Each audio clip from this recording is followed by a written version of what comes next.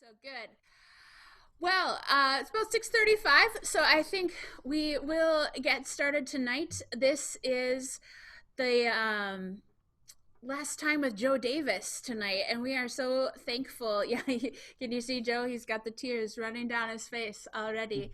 Um, but so thankful that even in this time of being apart physically, that we're still able to have him join us in different ways and in different capacities. So again, he's coming to us from his place in North Minneapolis, and I'm here at Christ Lutheran, and Andrew is in the Dive Studio, which actually maybe we could cut over to Andrew.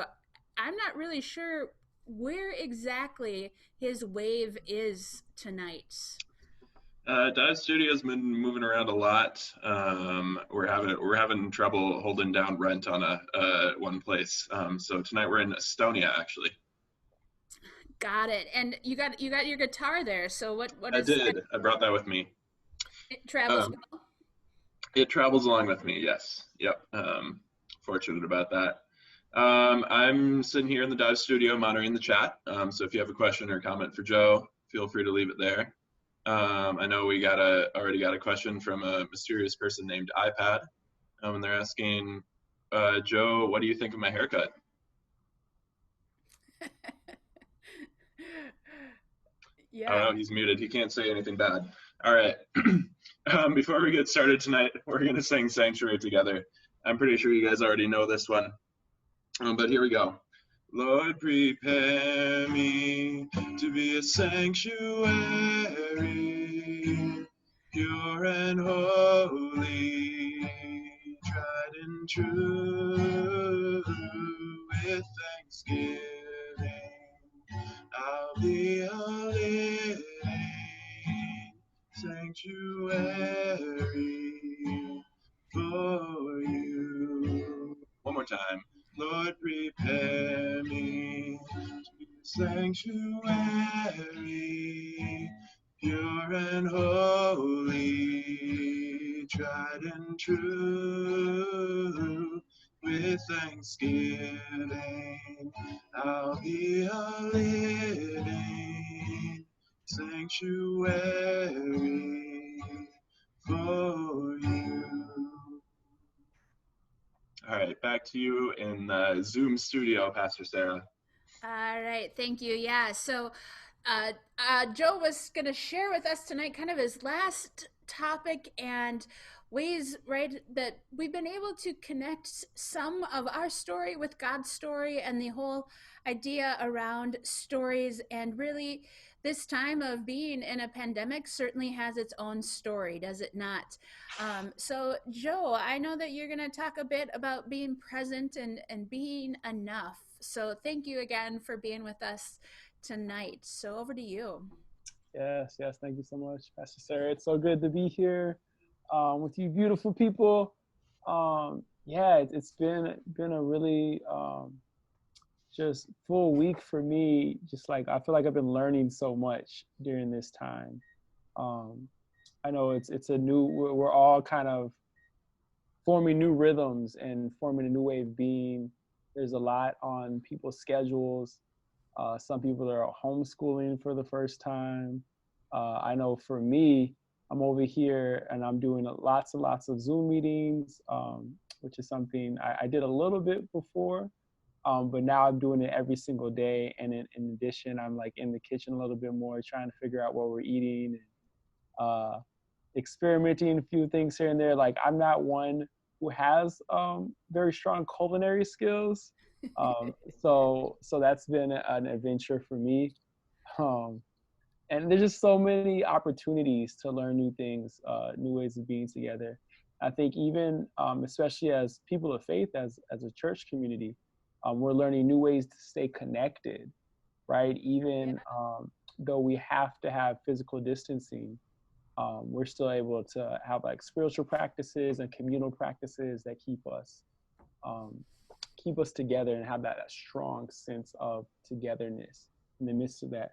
And what I would really love to hear from folks is, for me, I think this is such a time where we're developing new practices, new ways of being. I keep getting this image of like a tomb or a womb or a cocoon where like something new is being formed in this time as we're developing these practices, as we're gathering these new rhythms and new ways of learning and ways of being. Something is going to be birthed on the other end of this. And so what I'm really curious to learn is what are new practices and new learnings that you want to carry forward with you beyond this time, right? Because there's certainly new things that we're doing differently now. What are some of those things that we want to sustain, that we want to make this space to continue to do even beyond this time in this place? I just want to kind of open that up for folks. Perhaps we can have that in the chat. But what are some new learnings that you want to carry forward with you beyond this time? Yeah, so folks, please chat in to either or raise your hand or signal in the chat that you'd be willing to share even out loud and talk about just that question, right? Of what are some things that you're learning, but also some things and new practices that you'll take with you. And I love, Joe, you're talking about the image coming to mind for you. I think you said, you know, the tomb and the womb, and what is new that's being birthed even through all of this. So let's go over Andrew. Let's see, is anybody chatting in and telling us we can pick on them? Otherwise, folks, we do want to hear from you. This is the way we be community. So share with us. Looks like the Rose have been doing some awesome stuff if we want to go over to them and unmute. Cool.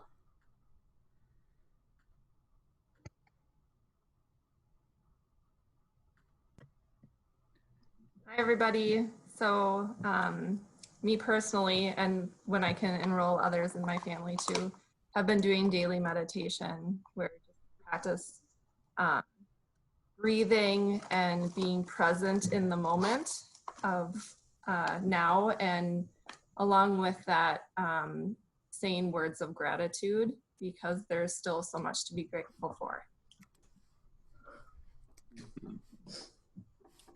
Thank you. All right, I think we're also going to check in with Cindy White.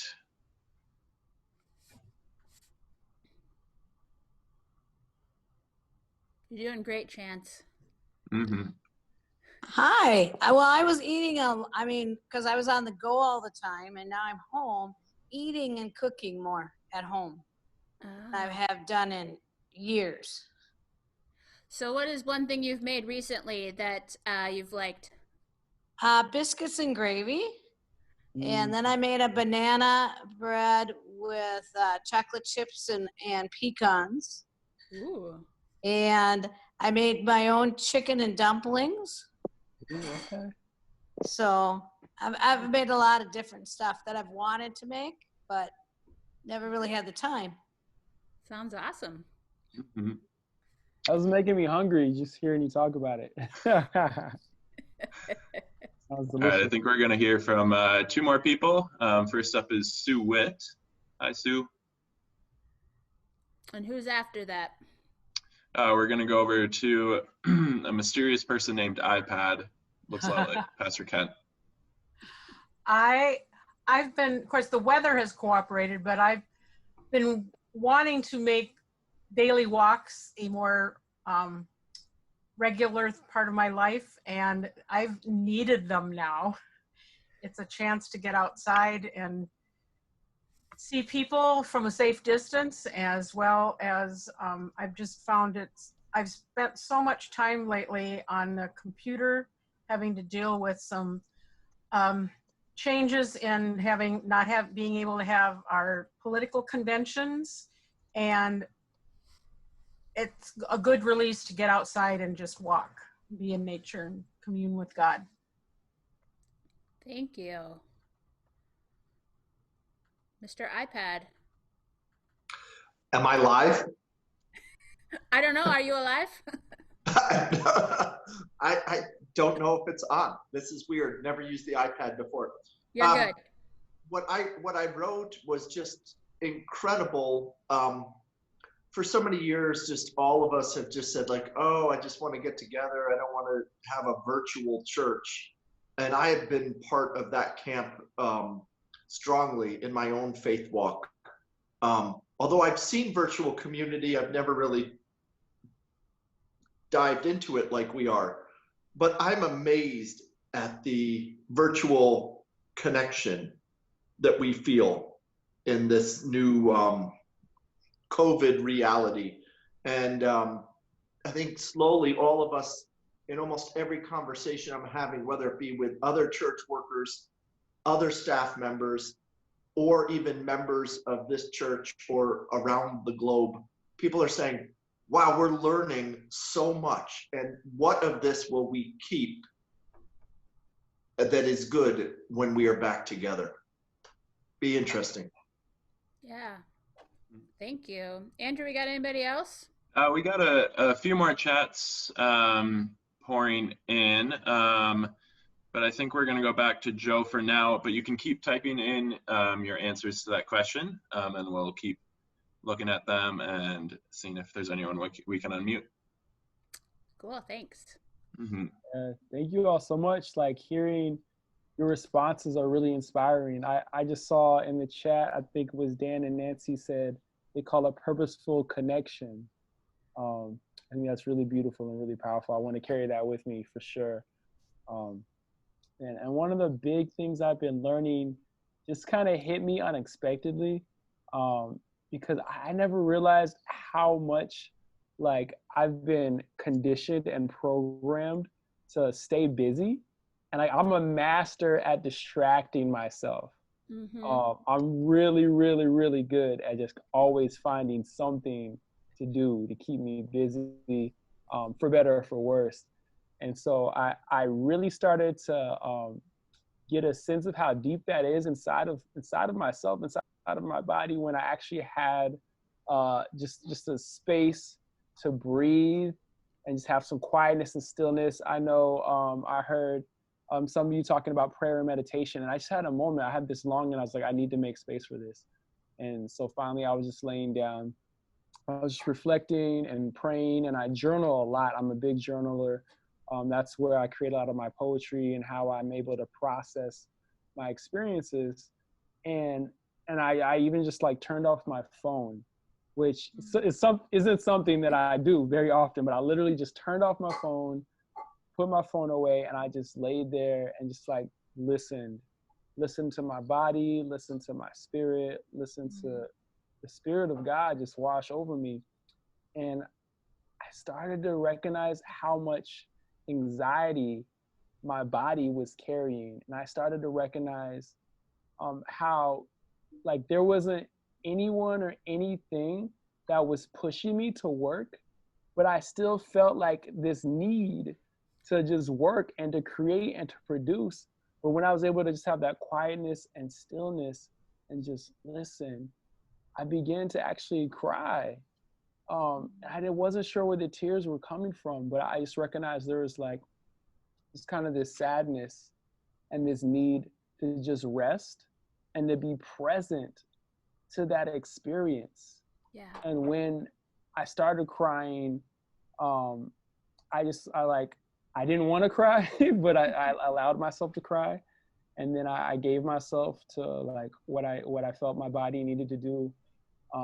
And afterwards I realized how cleansing that was, how healing that was, to just release and to just sit and to rest. And I've been thinking about that a lot, how for whatever reason, whether it's culture, society, people in our lives, or even ourselves, oftentimes we're pushed so hard just to produce. And certainly there's nothing wrong with, we were talking earlier about, creating and producing new, beautiful things. And there's certainly nothing wrong with working hard and doing that. But also, like, there's a reason why God said to rest and to have Sabbath. And while we're in the season of Lent, I heard somebody say, this is the lentiest Lent that has ever been Lenten. Because we're truly having the opportunity to slow down and to rest, whether we like it or not. That's what there's space for right now. And I think there's so much beauty, so much power, so much healing when we allow ourselves to experience that. And so I wrote a piece that speaks to that. I think I'll share a couple of pieces tonight. I want to share this one piece Awesome. that I wrote when I was thinking about kind of this consumerist culture that I feel that I've been immersed in, and making space for the alternative, where I'm not always consuming, not even always producing, but just resting in the reality of God's love and how I'm enough. God's grace is enough. Like each and every one of you, if you don't remember anything else, I want you all to know that you are enough. Like nothing, not one thing that you say or do can add or take away from that truth that you are enough. You are God's beloved child. You got to deal with it. So, yeah. And so I wrote this piece called Commercial Break. I'm just speaking to that spirit of Sabbath, and that place of being present to like a deep rest. It's called Commercial Break. It goes like this. We interrupt our regularly scheduled programming for a commercial break, or for all our sakes, a break from commercials. Before it's too late for me to escape the irresistible urge to splurge on the new shoes with the new shoelaces, new jeans, new tee, new watch and a new bracelet, new shades and a new blazer. Consumerism is consuming me with 5 easy payments, but don't gain the world and lose your soul. You got something inside more beautiful than all the riches you could own. Don't be bought and sold. Don't be bought and sold. Don't be bought and sold. Don't be bought and sold. We try to put a price tag on the priceless. I couldn't tell you what the value of life is. If they could sell it, everybody would buy it. That's my guess.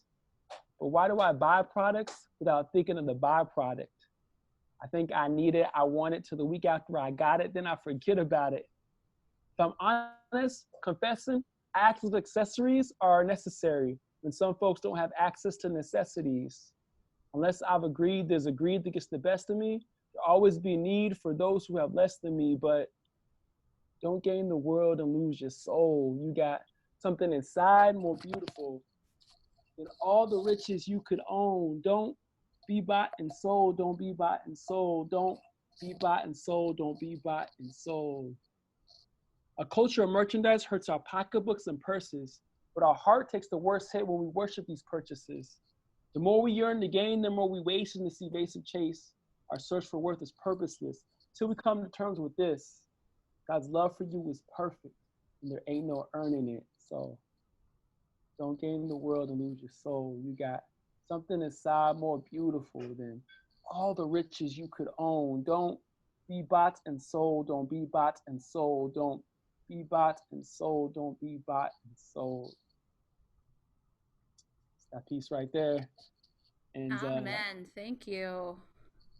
Yeah, and I just hope, my hope and my prayer is always that that the art that I share, my poetry and my music and anything else can just be a reminder of that truth that we are enough.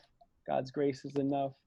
I'm just reflecting that truth back to us. And so I want to share that with you all, and maybe enter some more conversation, you think, Pastor? Yeah, that sounds good. And as people type in, maybe one of the things as you were talking about prior to the piece you just shared, of that space to breathe and that space to recognize what our bodies might be telling us, or the ways that we're holding the anxieties or the tensions. And I was just curious about, and this might link to some of the answers earlier, but if people want to weigh in on where are they finding release, or where are they finding places that they are able to release whatever emotion is in them, we'd love to hear from some of you on that. So again, type that into the chat. And as people are typing in or showing interest, you can wave too. Andrew will see you if you wave, and we'll cut over to him in just a second. But Joe, if you could answer for us really quickly, I know some people have asked me about where can they find some of the stuff you've shared with us, and what is the best way to to be able to experience your beautiful words again. Yeah. No, thank you so much. One of the easiest ways to connect with my work and myself would be through my website, which is joedavispoetry.com. I can even put that here in the chat. But I have a lot of my poems are on my website via music and via videos. And so a large majority of them are on there. And the ones that aren't, I'm more than happy to share those as well. I know the piece that I shared last week actually isn't online. I haven't recorded that one before, but I did say that I can email the words for that one.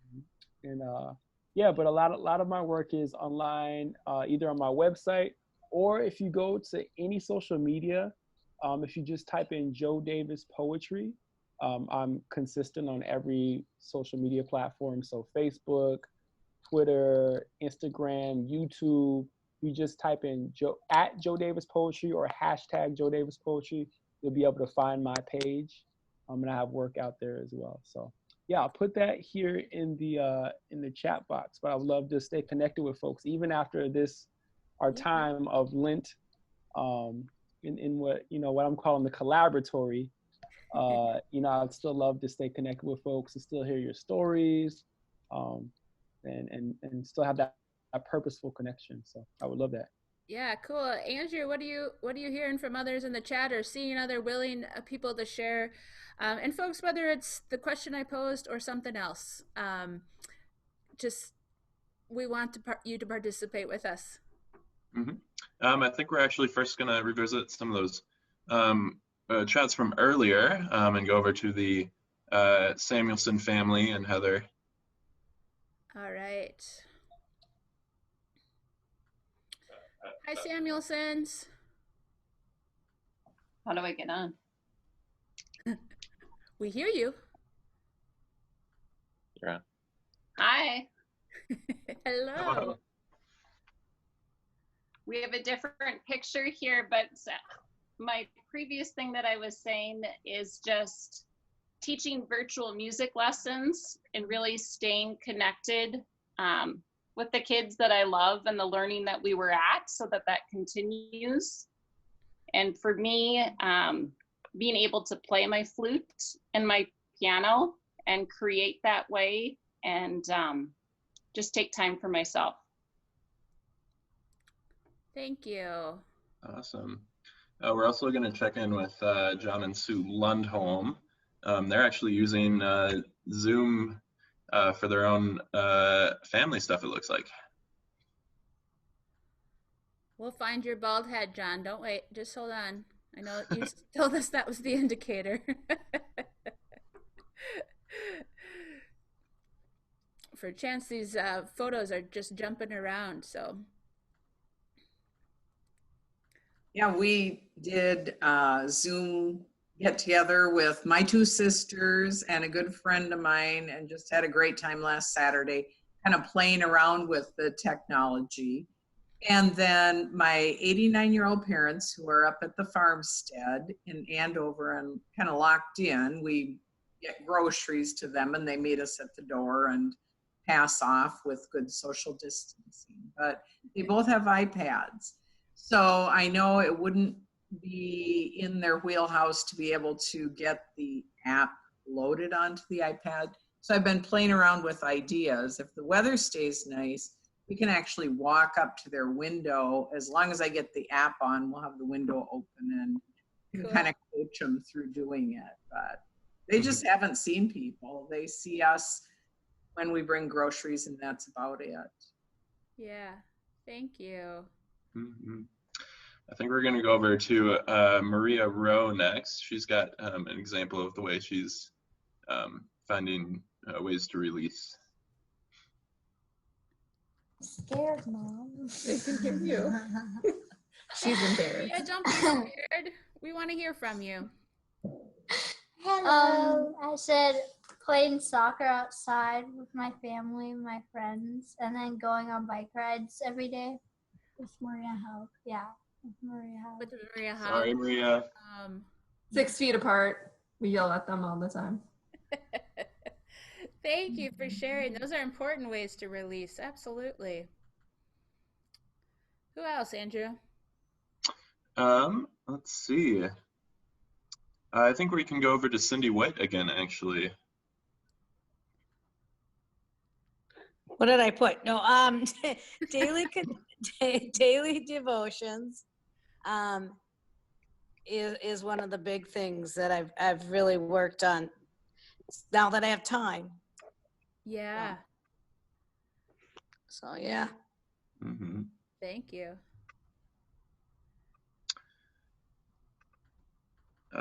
We got a nice chat from someone named iPad, but there's multiples of those in here right now, so I might just read it. It says they're connecting with their friends and family virtually, and it's helping them stay connected. Nice.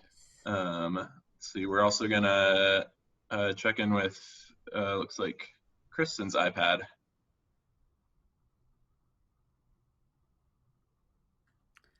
Hello. Hello. So we've been walking with our grandchildren at a social distance and trying to enjoy the fresh air and whatever. And I was very pleased to get my mom connected to Zoom, and she's able to get on here, and she's 90 years old, so I'm impressed with her. And I love watching God's beautiful spring emerge. Oh, amen to that. I know I see my daffodils starting to spring up, so that's pretty cool. What else you got, Andrew? I think that's all we got for now, so I'm gonna send it back to Joe. All right, good. Well, again, keep those chats in and other things. But Joe, thank you for sharing the words of being enough. What else? We're getting you unmuted. Hold on. Oh, there we go. There. All right, yeah. Yeah, again, like, thank you all so much for sharing. It always does my heart good to hear from you all. And that's just like reminding me of how, you know, sometimes this time that we're in right now that we're experiencing can feel really quiet or like dark.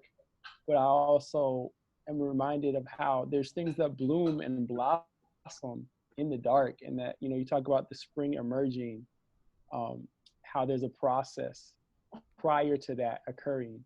And I think right now we're kind of in one of those moments of process where, again, something new is being birthed.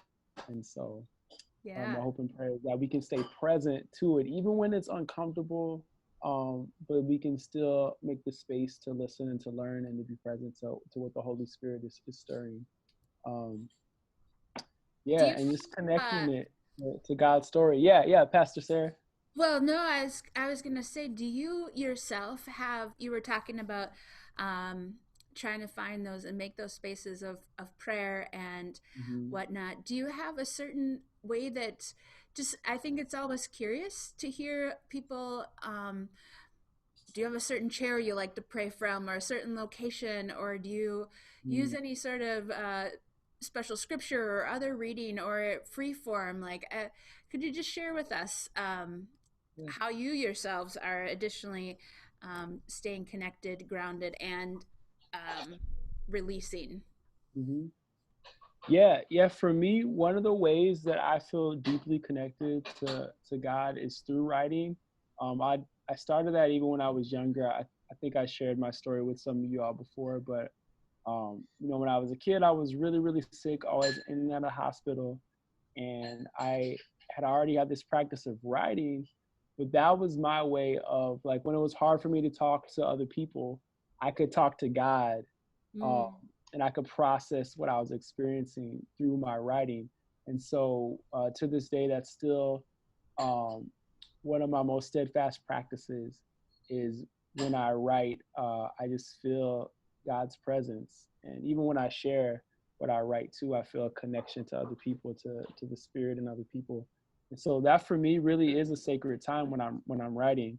And then in addition to that, more recently, it's only been the last couple of years, that I've like actually recognized how free in my body I feel when I dance and when I move. Yeah. So I have that quiet contemplative time when I'm writing, but also I've realized that I have to move my body. And so like dancing is like becoming a spiritual practice for me. And so just putting on some music and just moving and just like experiencing joy, being grateful that I have the movement and just thinking about, sometimes not even thinking about a whole lot of different things, just being free in that moment, just being present to it, has been just something that's really healing and really powerful for me.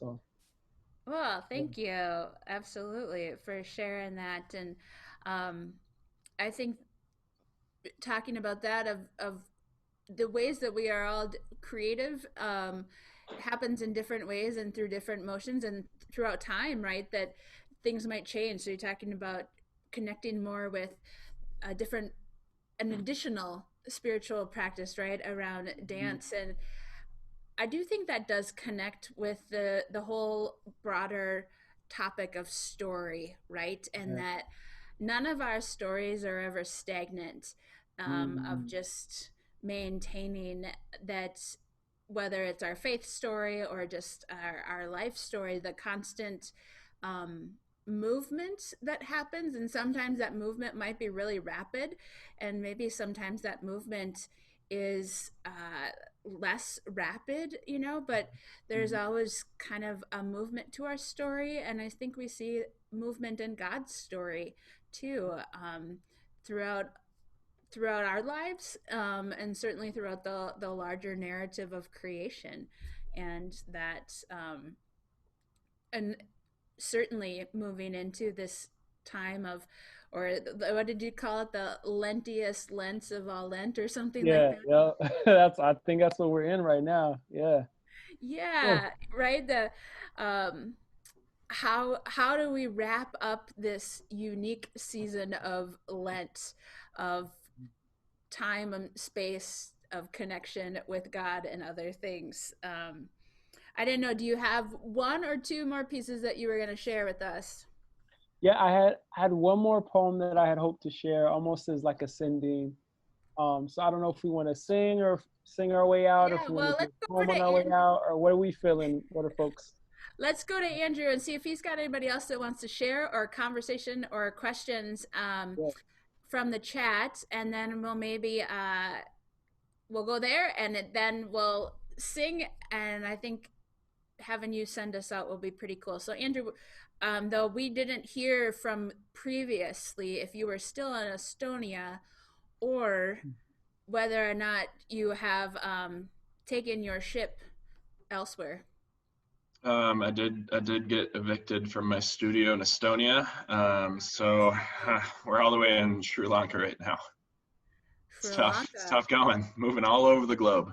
That's right. Well, in Sri Lanka, I think they've got really great food. And yeah, it's very good. Lots of curry. Music. Yeah, good. Well, I hope you can stay there. But what are you finding out from our friends here?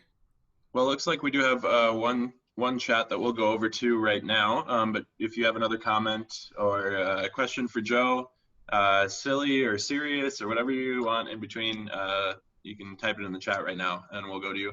But right now we're going to go over to Susie and Paul Schultz. Awesome. Am I on?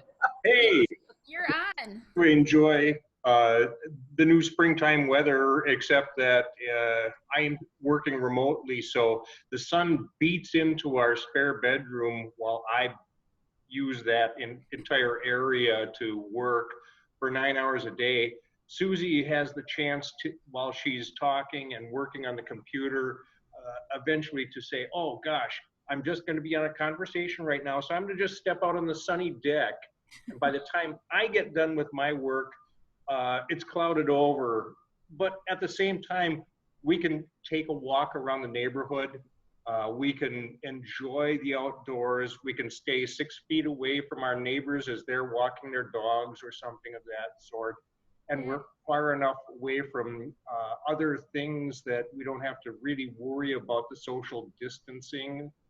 So we wave to people as they drive by, but we also bring along a kitchen bag to pick up some of the garbage that's just been thrown out of windows, or during the winter time months.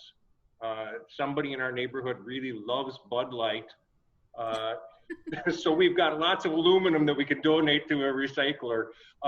But it's nice to be able to at least make it look like this is God's kingdom, not something that's been trashed. Yeah.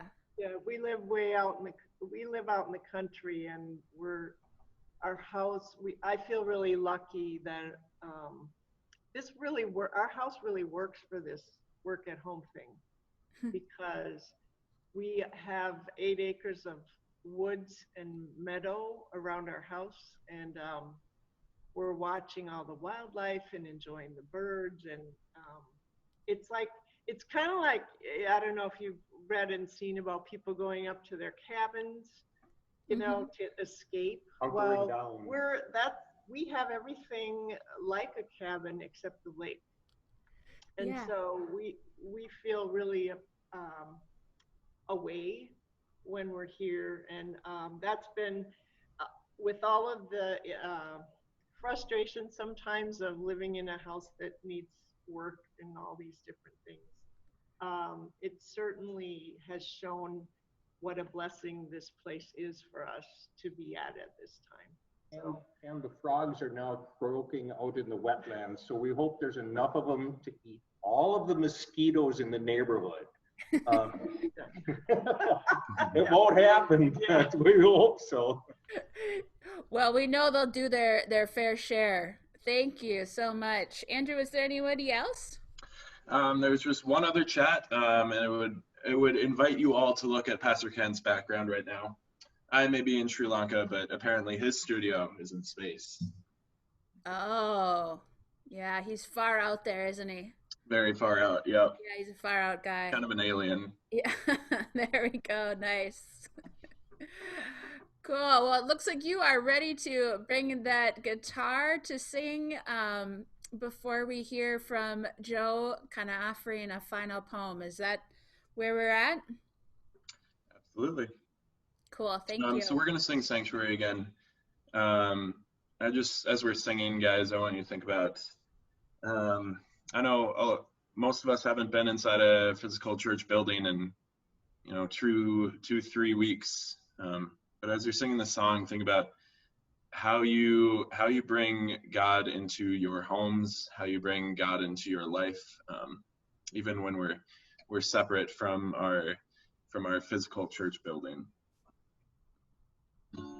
Lord, prepare me to be a sanctuary, pure and holy, tried and true.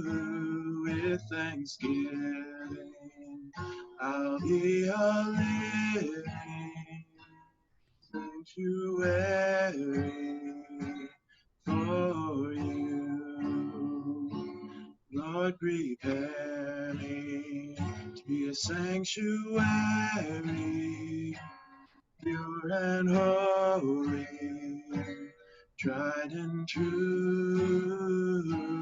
With thanksgiving, I'll be a living sanctuary for you.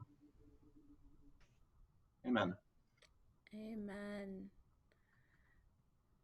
Joe, after you're done, though, I want to send us out with prayer too, and give thanks for not only your presence among us, but for all of us, just again to be able to stop in our days, to gather where we are, to be reminded that God's sanctuary is within us and is always there. So we'll turn it over to you.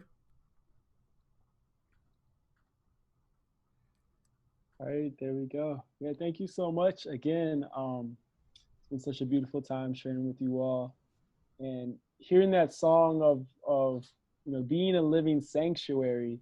I think I really want to connect my piece to that, because when we think about what it means to be a living sanctuary and how the Spirit of God lives within us, I think that's so important to be reminded of that in this time when we can't always gather like we may want to. But what does it mean to be the church? Not just church with a little c, but church with a big C. And I think that's what it really means to like carry that spirit of the true and living God within us, and to be that living sanctuary, right? Because God is present with us in the midst of these circumstances. God is already here in our homes, in our hearts, and we can bring that spirit wherever we go. Wherever we're present, that spirit will be present with us also. And so I wrote this piece called Show Up. But when I say show up, I don't necessarily mean like show up to the big gathering. I mean, show up to be present to the work that God is calling us to do. Like I said earlier, I'm the master of like distracting myself and finding like mind-numbing ways, like watching Netflix or playing video games or whatever. Like I can get caught up in all that stuff too. But some of the most healing and powerful moments in my life have been when I've been present in mind, in body, in spirit to like what God is doing right here, right now. And so that's what it means to me when I say show up, to be present, to show up, to try to be your fullest, best, and most authentic self. And what your best self may look like today may be different than what your best self looked like yesterday, but bringing the best of what you can for the sake of the healing, for the sake of this work that God is calling us to. And so I'll get right into the piece. And I feel like every poem is a prayer, and so I just invite you all just to like pray these words with me. If you need to close your eyes or just do whatever you need to do to be present with what the Spirit may be speaking through this. So it's called Show Up. We've each been called to this place, this time and this season.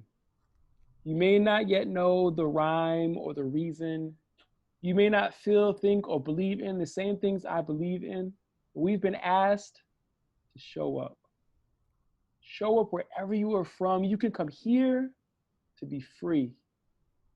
Bring your full selves with your head and your heart, your hands and your feet, and anything and everything infinitely beyond any duality or sexuality, gender, race, age, or ability. We all have the ability to be. Without you, I'm incomplete. Without you, there is no we. I need you, not just to survive, but to thrive, to come fully awake and alive with potential and possibility. Join me at the table, for it is wide and there's lots of food to eat. So show up and be fed and feed others, satiating a different kind of hunger, fueling the fire in our bellies. No matter what journey you're on, where you've been, or what you've done, all will be well when we're all welcome. To laugh, cry, dance, write, breathe, and bleed into the margins and follow the call into the farthest reaches of who we are. Whether you run, walk, crawl, even if you fall, we fall in love. We just show up. Show up to answer God's call to justice, to transform both the soul and the bodily world the soul inhabits. Show up with all your awkwardness and bad habits. Show up with your questions and doubts, knowing here you can ask them. Show up with your wounds and your scars. We all have baggage, but know that together you can unpack it. This is no mistake. You are not here by accident. You're here to share the stories of your sacred passage. You are the only you that ever has been. You are not the magician. You are the magic. So show up. To this place here where there is no grace period, there's only grace, period. Bring your fears and insecurities. Let us marvel in the mystery. Let us listen each other to life with a deep, holy listening. Can you hear it? Can you hear it? That is the sound of the genuine within you. The spirit stirring near you, but if you don't show up, how can anyone hear you? Show up. Even if you don't know for certain, you may have the truth and healing for which this world is searching. In this gray universe, we are but small workers with a big purpose because of our hearts widening the circle, hearts that are broken, hearts that are open, so a little light can shine through, a little hope for the hopeless. Wherever you go, simply know the spirit of this place goes with you. So go. Ready with sleeves rolled up, always growing, never fully grown up, ready with all your heart, mind, body, and soul, simply to show up. Thank you all so much for showing up, to be God's people together, to be a community of faith, to love on each other. And even if at a physical distance, we can still be spiritually present. So thank you all for showing up for that. Appreciate you all. Yeah, we greatly appreciate you, Joe. Just the way that you share these beautiful words that, like you say, are themselves prayers. And I know that people just appreciate the words and the wisdom and the spirituality that you bring and the voice that you have and the gifts that you have. So thank you again for so much love, much gratitude. Yeah, for sharing that. We appreciate it. So folks, I think we will continue the prayer that Joe started, right? And offer a prayer. And then we're going to mute everything, but we'll keep the meeting going for a couple minutes in case you want to chat with one another. Or maybe, Joe, you're willing to stay on the chat for just a couple minutes, again, to type questions, but we'll mute everything down and we'll just keep the meeting going. But let's continue the prayer that Joe started a minute ago as we end sort of this Lenten series for 2020. Oh God, we know that you continually are with us. You are constantly sending your spirit, preparing us to be living sanctuaries now and always.